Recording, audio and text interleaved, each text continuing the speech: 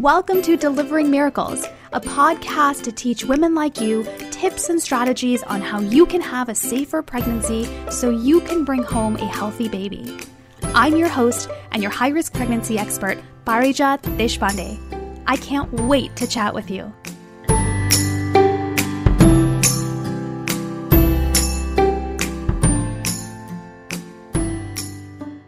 Before we get started, I wanted to share something really exciting. For the first time ever, there's finally a book specifically for women with high-risk pregnancies and how to manage your stress so you can have a healthy pregnancy even if you've got complications. It's called Pregnancy Brain, and I'm really excited to share it with you. To learn more about the book, head over to pregnancybrainbook.com. That's pregnancybrainbook.com. I can't wait for you to check it out. So if you've been following my podcast or me on social media or really anything, you know I am super type A. I've actually chilled out a little bit over the years only because of life circumstances teaching me very valuable and sometimes harsh lessons about going. But here's the thing. I have always been type A, always, since I was a little kid. And now that I have a child, I can see how some of these traits actually start super, super early. And, you know, I have been the kind of person to always go. I never enjoyed slowing down. I love being busy. I love having several things to think about at the same time, several projects to go on at the same time. I mean, the very fact that before I got pregnant, I had multiple jobs because I loved it. I was running a mental health nonprofit called My Sahana. I was teaching up at UC Berkeley, psychology classes to upper division undergrads, which I loved. My gosh, I missed that so much. I was doing that. I was doing research. I was seeing clients. I mean, I loved it. And it wasn't because I needed to. It was because I loved it. And then on the weekends, we were busy with social activities, meeting friends and having family events and all of that. I loved it. And so you can imagine when I landed on bed rest, activity restrictions specifically, it was like modified bed rest at home, at 6 weeks into my pregnancy, that was not something that I could handle very easily because I just loved being busy. I loved being busy. When I was in grad school, I would be studying and going to clinic and then doing research and just packing my days with things to do because I loved it. And it never occurred to me that it wasn't a great quality to have. And, actually, I'll back off. It's not that it's not a great quality to have. It's that it comes with negative consequences that I was not aware of or that I decided and I chose not to listen to. Right? Because the downside of being somebody that loves to go is your body takes a hit. The stress levels in your body, even if you're happy, right? We talk about this all the time. Stress is not a mindset issue. It is not necessarily an emotional issue. It is a physiological issue. So you could be thrilled. I was very happy with my life. I was happy. I enjoyed my work. I loved it. I was satisfied. But when you're constantly on the go like that, you don't have the opportunity to rejuvenate and relax. And so the stress response in your body is kicked on for a long time. Now, stress is not the problem. It's that when you don't get a chance to repair from that stress, that's when you start having problems in your body. You start getting sick more often. You start having aches and pains. You start having insomnia issues. You start having breathing trouble, asthma gets flared up, autoimmune diseases get flared up. I mean, there's just so much there, right? This is so much of the premise of my book, Pregnancy Brain, and I go into a lot of that and how it impacts pregnancy specifically. But that's the part that I was missing.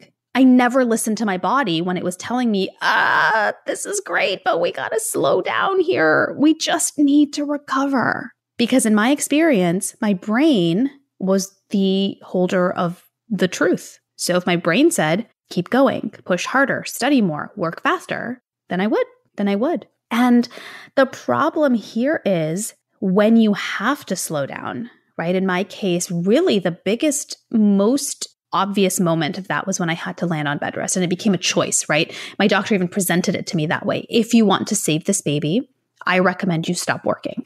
In that moment, there was no question. I was going to stop working. But in the coming days after I made that decision, it became very clear to me how hard that was for me. And I have spoken since then with so many women who can really identify with that, going, yeah, I know I have to slow down, but I can't. I'm type A.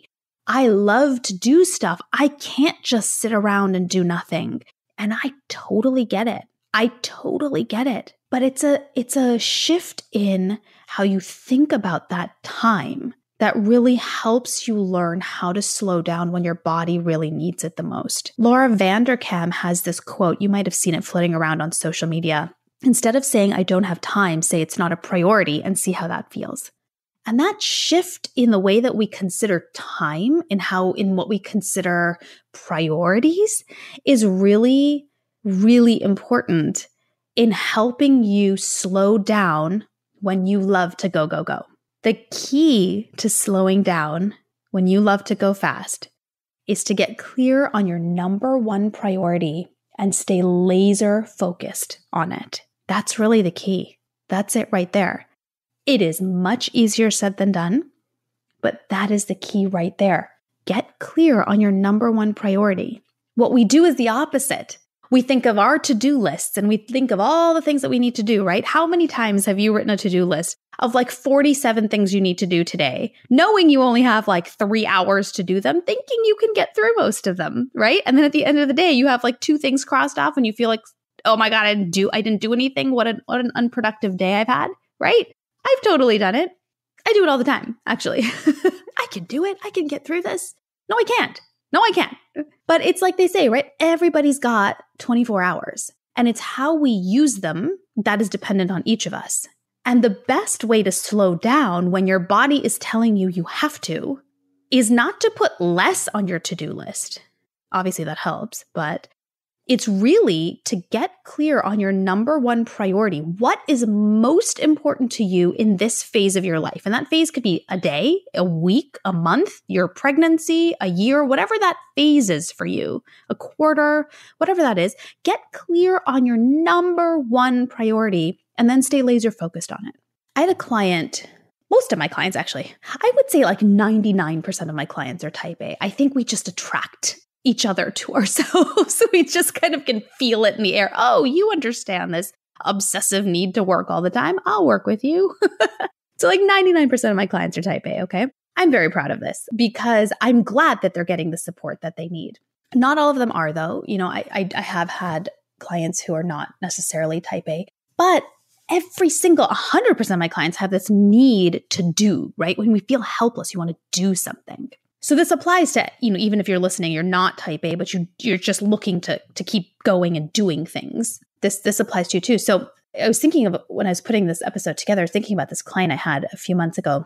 And she was kind of like me in that she just hated slowing down. Part of that was, you know, and I hear this a lot, maybe you can resonate with this too, is when you slow down, then you have to think. You can hear your thoughts. And then when you slow down, you can feel your feelings. And a lot of times when we try to stay busy, it's to avoid those big thoughts and those big feelings that we don't know how to deal with, right?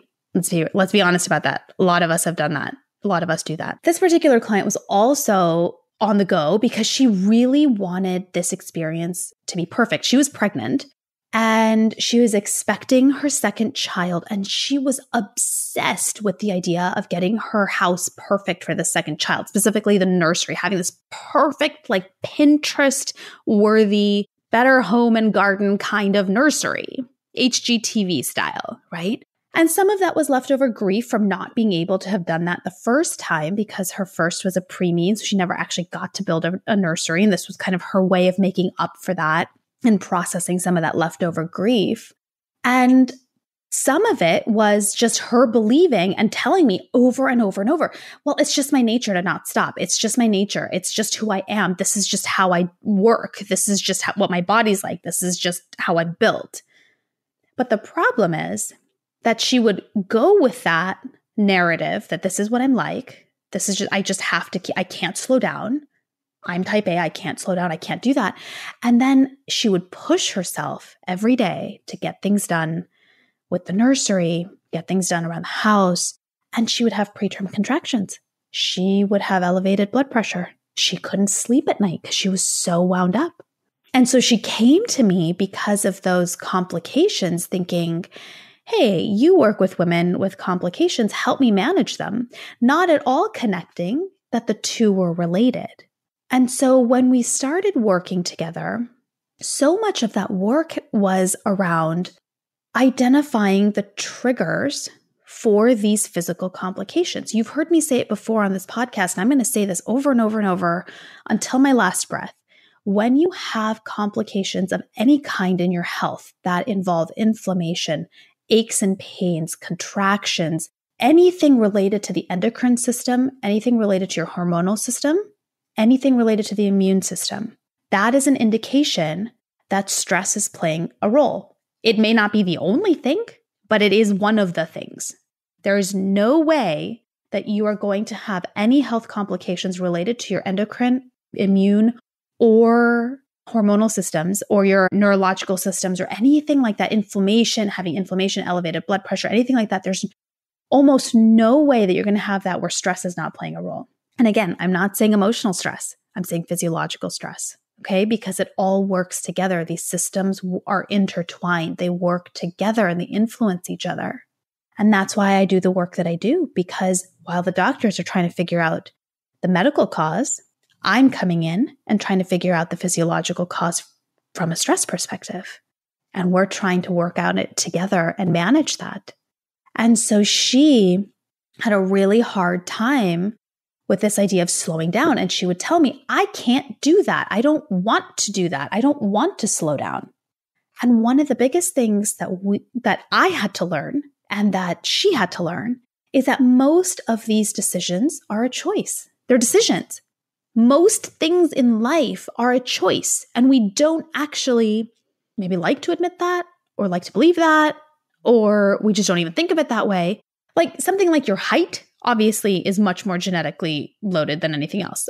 Although if you choose to eat poorly growing up, then, there's a little bit of impact on that. But I mean, for the most part, there are some things that are really mostly genetic.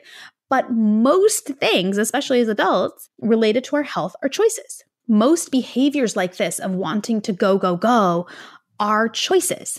It's a choice that we make. You might feel like you are naturally built to be this way. And yes, you might have a predisposition to be more of a type A type, or you might like to stay busy more than other people. And absolutely fine. We're all different. That's related to personality traits, which are genetic, right? They're inborn. We're born with them. We can see them in babies from as early as a few days old. Like some babies are just more chill. Some are more needy. Some are more sensitive to sounds or sensory stimuli, things like that.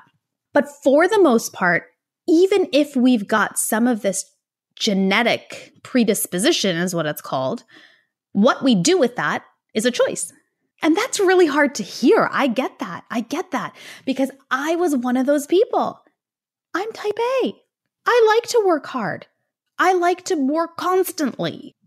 And I would convince myself that that's who I am, and that if I stopped, then who am I?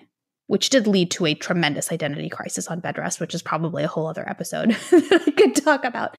But so I understood, what I'm saying is I understood where she was coming from. It's hard to let go of that part of you when you feel like that part of you is you. And so our work together was around changing that narrative. I gently pushed her to move away from that language of thinking about this as who she is inherently.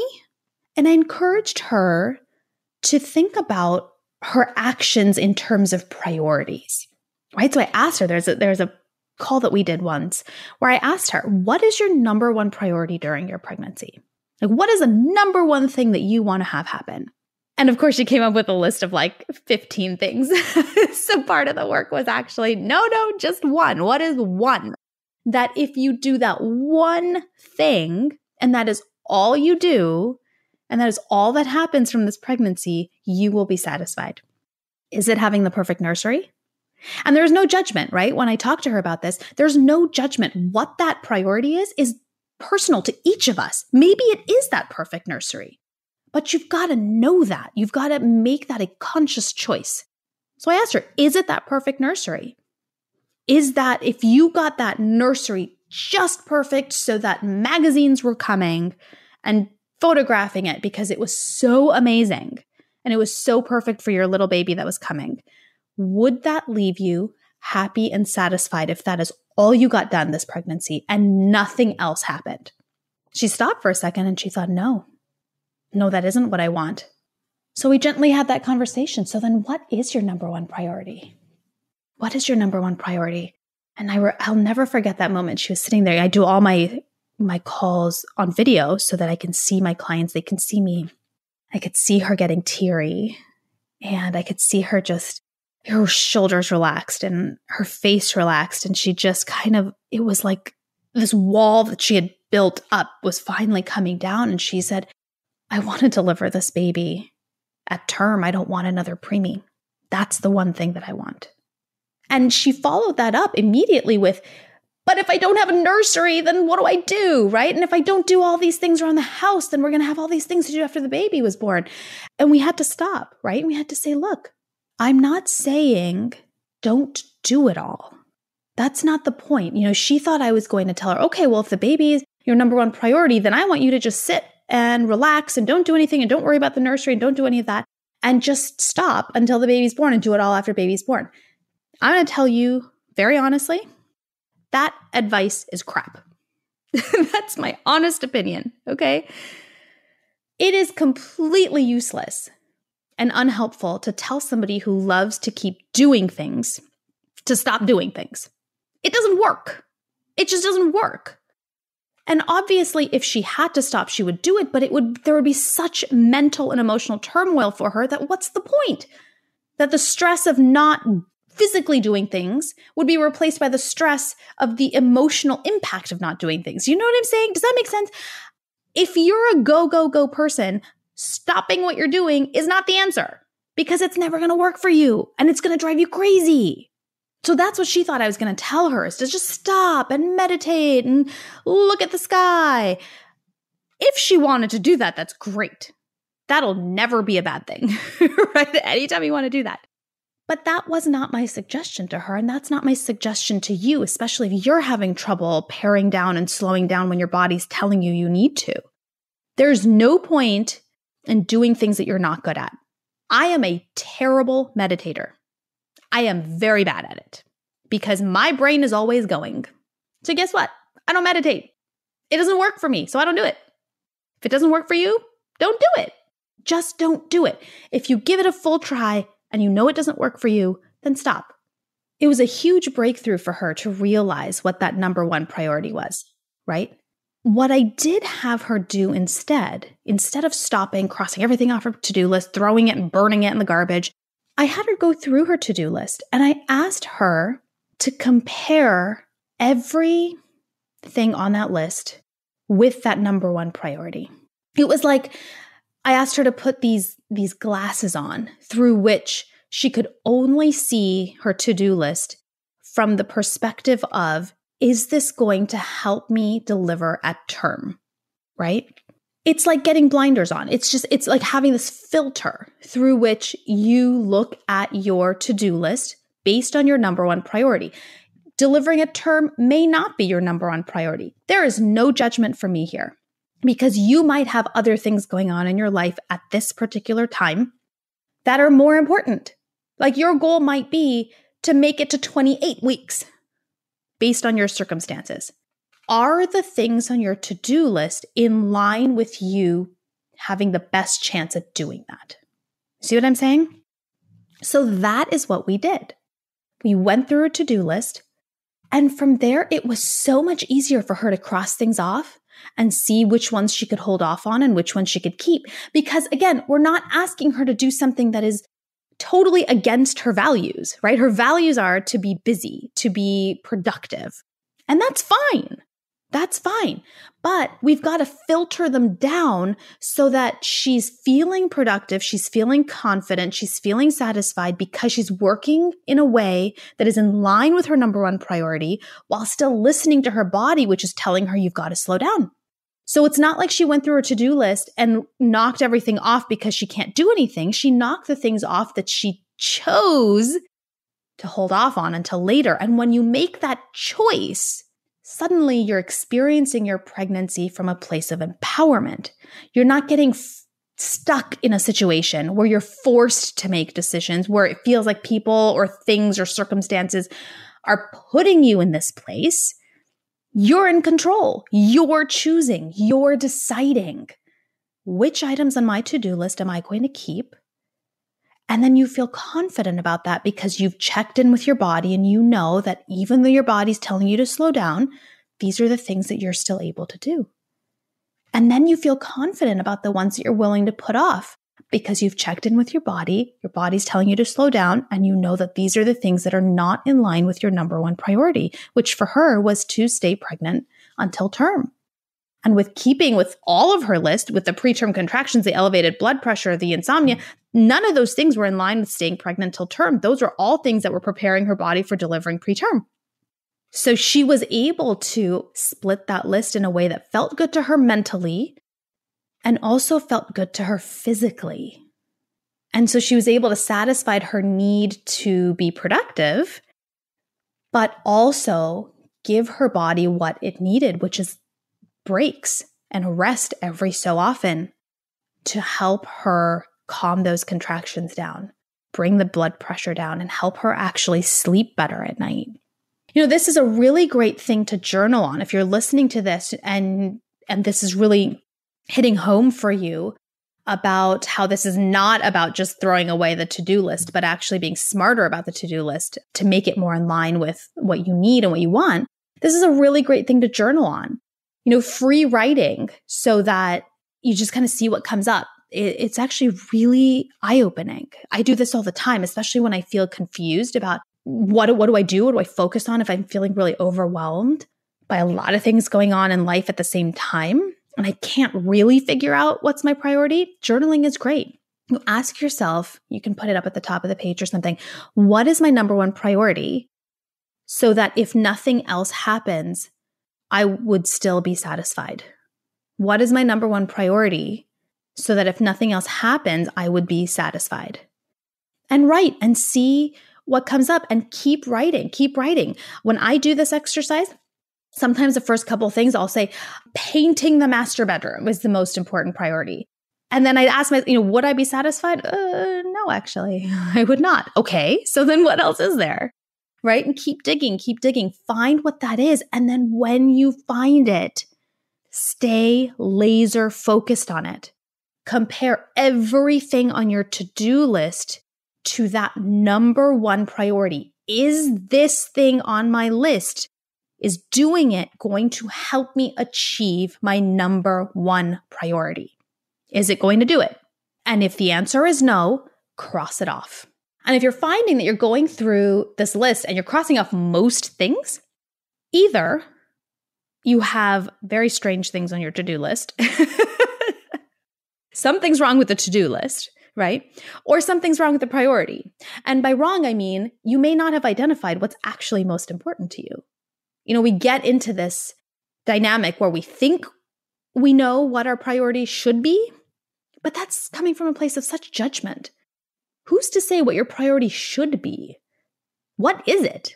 What do you want it to be, right? Maybe your priority is to go to bed at 8 o'clock at night, but you're like in your 20s or 30s and you feel like you shouldn't, or even 40s. Who cares? Go to sleep at 8 o'clock at night. You know what I'm saying? Remove the judgment from it and really listen to your body. What is it telling you is the most important thing for you right now? And like I said, the phase can be anything. It doesn't have to be something you commit to for a year or 5 years. It can even be for a week or a day or an afternoon. I have done this exercise, particularly when things are extremely busy. I've done it for just a few hours. What is my priority between the hours of 9 and 12 today? And it works because it keeps you on track and it keeps you focused on what your body needs the most. And when you are trying to get pregnant and when you are pregnant, that is critical. Now, I know what you're thinking, but I want to do all the things. I can't remove stuff off of my list. I can't do it. I can't do it. It's not me and I won't feel good about it. I get it. I do. I totally get it. And you have every right to sit there and really allow yourself to feel whatever comes up, knowing that you're in a time of your life, for whatever reason, where you can't do all the things. Maybe you used to be able to, and now you can't. For whatever reason, health or otherwise. Give yourself time to throw that tantrum, or to grieve, or to cry, or to vent, or whatever you need.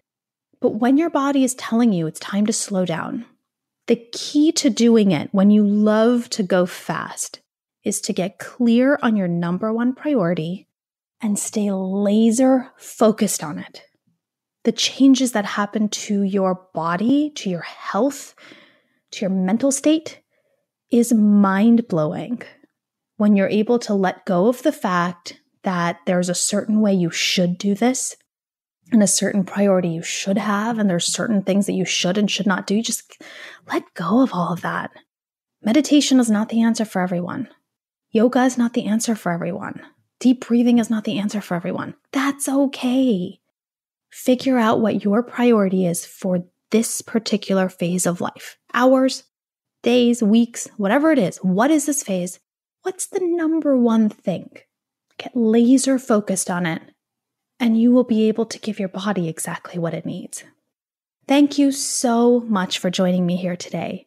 If you enjoyed today's episode, I would love it if you can head over to Apple Podcasts by iTunes and subscribe and leave a review so more women who are going through infertility, a high-risk pregnancy, baby in the NICU, healing postpartum can tune in and hear about these conversations that we're having about the real raw side of family building and what it takes to get through this with health and some semblance of sanity.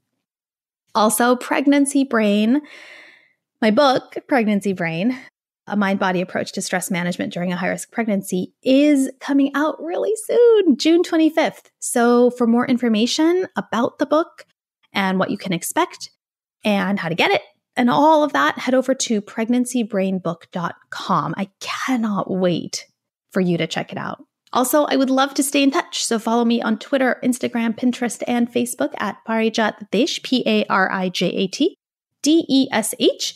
Head over there and say hello. I would love to meet you. Larry Flint said, along with a strong belief in your own inner voice, you also need laser-like focus combined with unwavering determination. I think that just so beautifully sums up what we talked about today. Stay focused.